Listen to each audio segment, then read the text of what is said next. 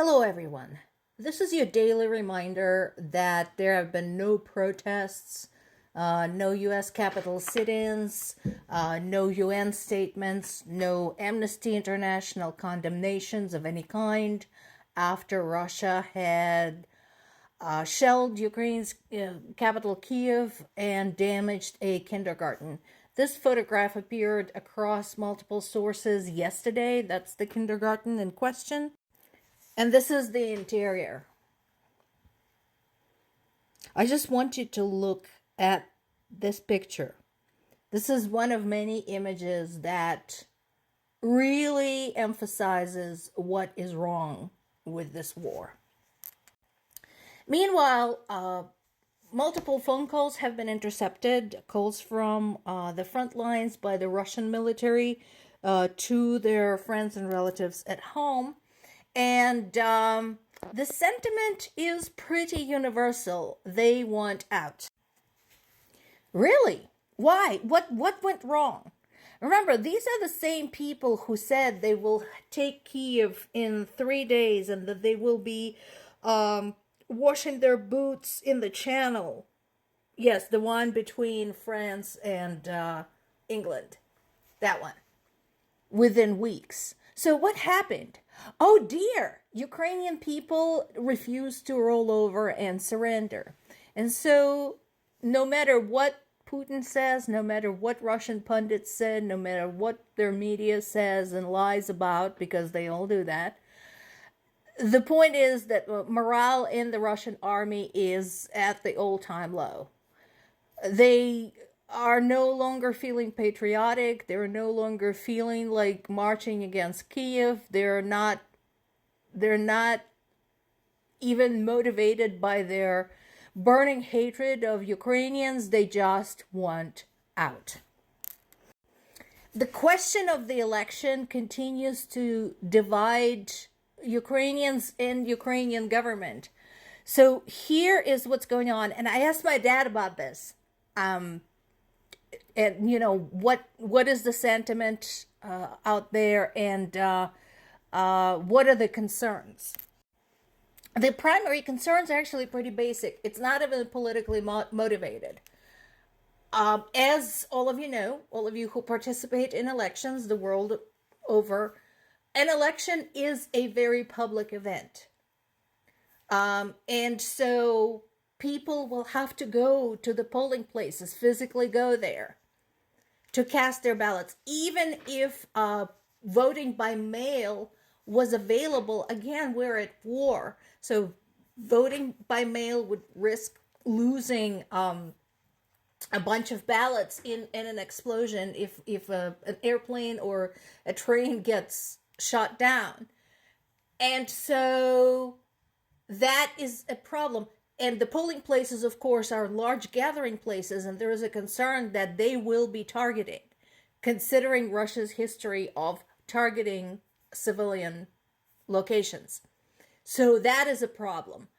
And then, of course, just the logistics of organizing it. How do you do this? Because let's not forget, we have people who are missing, right? We have 8 million people who have been displaced. How the heck are they going to vote? So those are all very real, very practical questions that need to be answered before March of next year, when President Zelensky's authorization, his term as a president, literally runs out. Of course, anti-Ukrainian Republicans are feeding off of this, emphasizing that the country is unstable, they don't know what the democracy is, and I really want to ship them over to, let's be generous, the Zaporizhia front. I just want to do that because I'm so tired of their demagoguery. But yes, this is a burning question, a difficult question. How do you preserve democracy in the time of war? And those of you who are starting to look at the 2024 election here in the United States should feel pretty damn lucky and appreciate what you have, because you can go to a polling place without having a Russian gun trained on your head. Be grateful.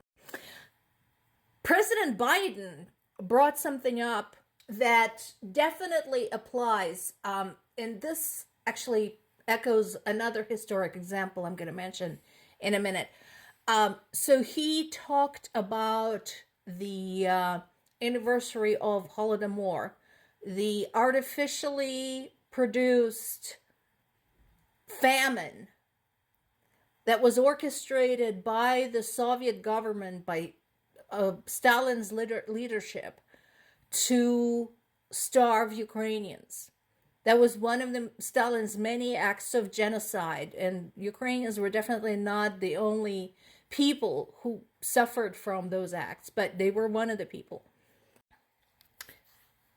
By jacking up the grain quotas expected to be delivered by Ukraine, by moving convicts into Ukrainian southeast, which became the Donetsk region, Donbass, Stalin basically orchestrated a famine so terrible that the consequences reverberate through Ukrainian history to this day.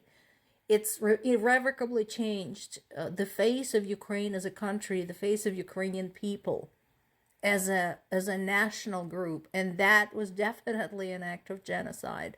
That alone should excuse any animosity Ukrainians feel toward Russians. Because not only did that happen, but today's Russians continue to say that it wasn't enough. We should have done more to get rid of Ukrainians altogether.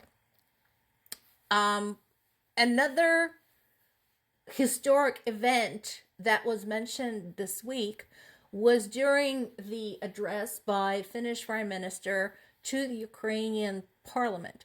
First of all, the one thing that was super impressive to me is that he made the whole speech in Ukrainian. There's nothing in common between the Finnish language and Ukrainian language. And so the fact that he managed to deliver the entire speech in Ukrainian was just amazing. I was very impressed. And second, it's what he talked about, which was very similar to what is happening between Russia and Ukraine today. Russia came barging into Finland, hacked off a piece of Finnish territory, and kept it. To this day, Russia's region of Karelia is actually former Finnish land. And people who live there, Finnish nationals who live there, have been oppressed and discriminated against this entire time. And so I encourage everyone to go and look up these two historic events, the Holodomor and Finland conflict with Russia. I encourage everyone to look it up because you are going to see a lot of similarities with what is happening today. And those are not just two isolated incidents. Russia has been doing this through the entire course of its history, attacking its neighbors, taking things at will, and insisting on keeping their neighbors' territory just to end the hostilities. What I don't understand at this point is why don't the other regions of Russia rebel to take back what's theirs? Because they should. Ukraine can't be the only one who stands up to them.